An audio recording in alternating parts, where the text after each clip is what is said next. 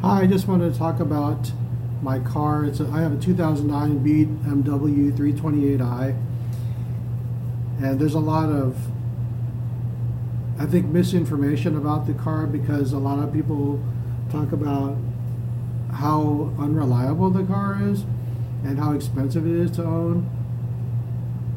I love my car. First of all, it handles really good, and I think it's a wonderful car. I bought it in August of 2016. I've owned it for a year and a half, and I have spent a lot of money on it. So, from that perspective, I can honestly say the car is really expensive to own and maintain. But most of the car, everything thus far has been maintenance. I haven't seen any evidence of poor craftsmanship or engineering, with the exception of the rear passenger door, who the lock stopped working when I activated my alarm, the remote, and I opened up all the doors. When I go to unlock the door, I can only open it from the inside. It doesn't open from the outside. That's the only poor construction that I've seen thus far. Everything else has been actually very good, very solid. I think the car is very good. The previous owner was an Asian woman, and she didn't take care of the car at all. I'm the third owner. I bought the car with 85,000 miles, and I looked at the record of the car, and it showed that the car was taken care of early in its life, but the previous owner, the last one, just completely, she just rode it for 2 years and literally did nothing with it.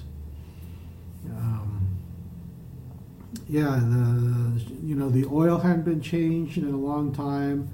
The bearings were shot in the front, and they need to be replaced on the back. There was a oil leaking out of the head gasket, as well as the oil housing gasket, which is a common place for oil leaks. And because of that oil leaked all over the belts and the fan as well. I wound up having to replace everything.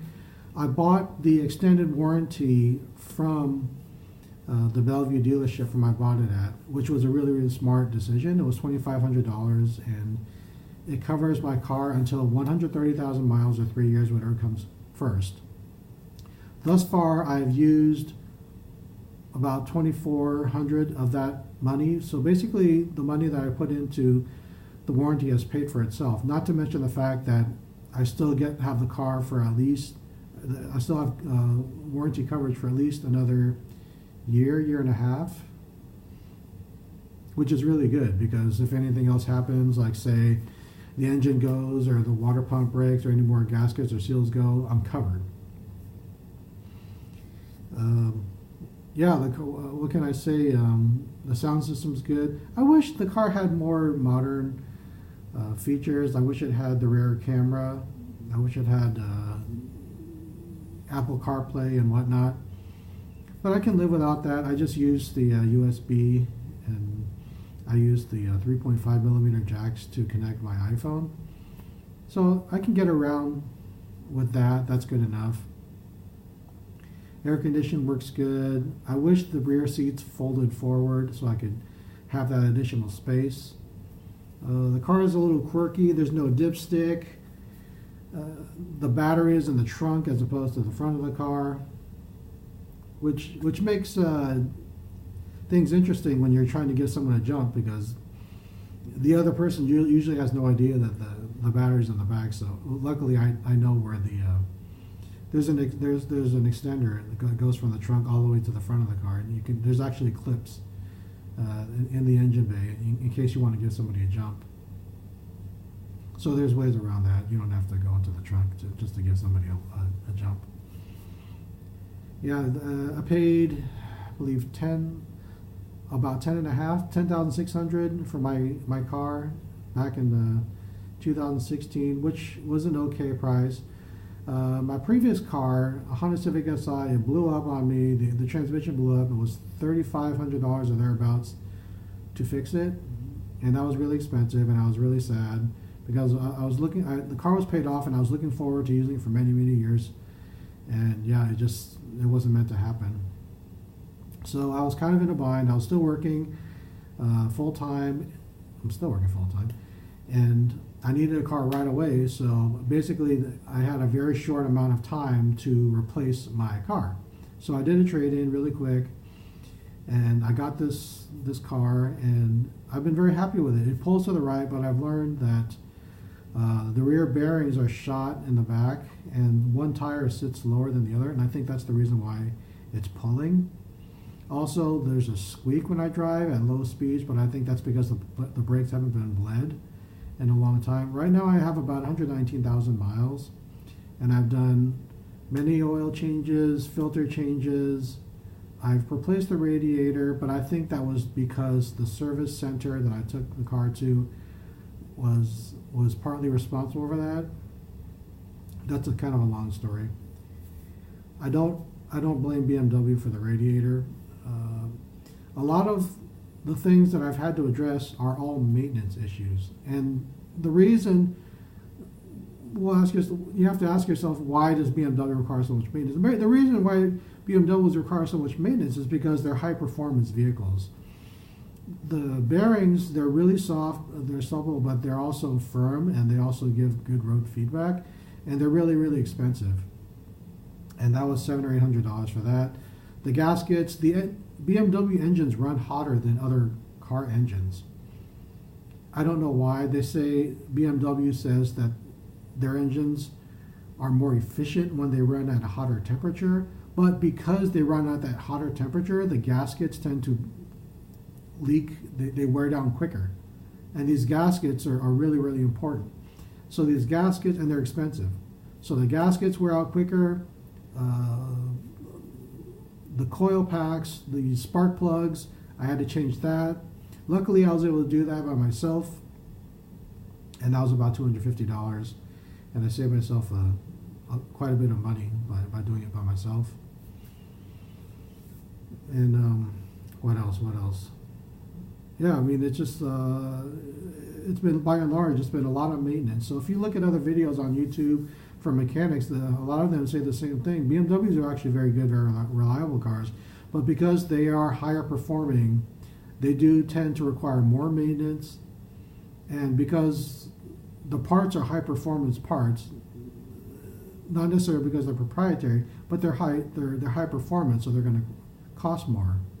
Not to mention the dealerships tend to charge more too. I don't know why, but for some reason they feel they need to charge a lot of money for BMWs. So that doesn't help. But if you can do the work yourself, you can save yourself quite a bit. There's a self-serve garage in Tacoma, not far from where I live. They charge $10, $20 an hour to use their professional lift. And I've done that. I used them to change my transmission fluid. I wasn't able to change my own transmission fluid successfully. I didn't put enough fluid, and I really didn't know what I was doing. But eventually, I took my car to the dealership, and they were able to fix it. So all in all, I wound up saving a little bit of money because I did have to pay the dealership some money to look at my car and figure out what was wrong with it and to address the problem. I think I saved maybe $80 to $100 all told with the transmission fluid. If you have a BMW E90, you definitely have to change the transmission fluid. Even though BMW tells you that it's a lifetime fluid, it's not. I'm planning on changing my transmission fluid in about 50,000 miles. I just did it not long ago. Now I realize that it's really, really important, and I'll probably try to do it myself because now I actually have an idea of what I'm doing. I have some other things I want to do with my car. The rear bearings are shot. They need to be replaced. And the shocks are shot. They need to be replaced. Hopefully I can do that myself.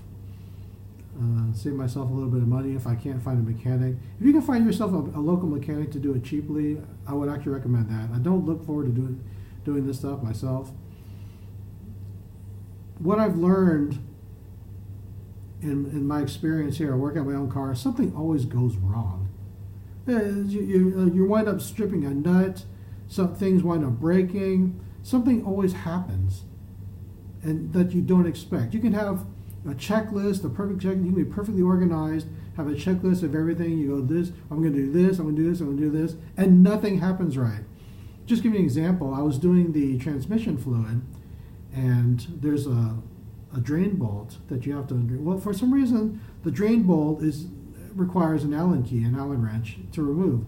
Now, so I'm thinking, okay, this is easy, this is straightforward. So I put the Allen wrench in there, and it strips, and it's not turning. I'm like, oh, great.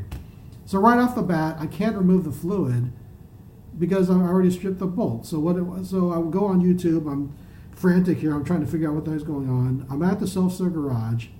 I'm paying $20 an hour for 3 hours, and I've got possibly another guy coming in after me, and here I am stuck with a drain bolt that I can't get off. So I'm going into panic mode, and eventually I figured out a way. I used one of my a different screw or a different wrench. It's shaped like a star, and I took a hammer and I hammered it in there, and I was able to loosen it up and finally pull that thing off. But it's things like that scare me, that makes me not want to work on my car, because a mechanic is in a much better position to deal with things like that, because he's got extra parts, he's got tools that I don't have access to. And yeah, I'd much rather have someone else deal with that. But I guess, I mean, if money is not unlimited, so I mean, it is what it is. I mean, if I can do it myself, if I feel confident enough, for something like bleeding the brakes, I feel like that's something I can definitely do by myself. It looks pretty straightforward. I've watched quite a few videos on YouTube. So yeah, sorry to make this video so long. I know it's probably sound like I'm rambling right now, but these are my thoughts on my BMW ownership. I love my car. I wouldn't have any other way. This car ticks off all the boxes. I wanted a nice interior. My Honda Civic Si had a nice interior, Alcantara, and the BMW is pleather. I wish it was real leather, but it's good enough. It's very comfortable. I love the appearance. It's tan. The car is white. It's beautiful. It's got a slight tint to it. I didn't want the full tint because it makes it hard to drive at night. Gas mileage isn't the greatest. It uses premium fuel. During the summertime, I get between 24, 28 miles to gallon mixed. During the wintertime, I get anywhere between 22, 23, 24 miles per gallon. I don't know why it goes down in the wintertime, but my Honda Civic Si did the exact same thing. My mileage is the same. The car is very torquey. It's quick. It's got plenty of power on demand.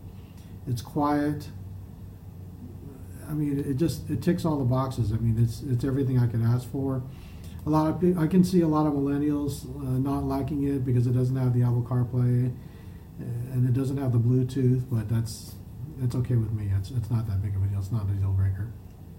So yeah, that's it for this video.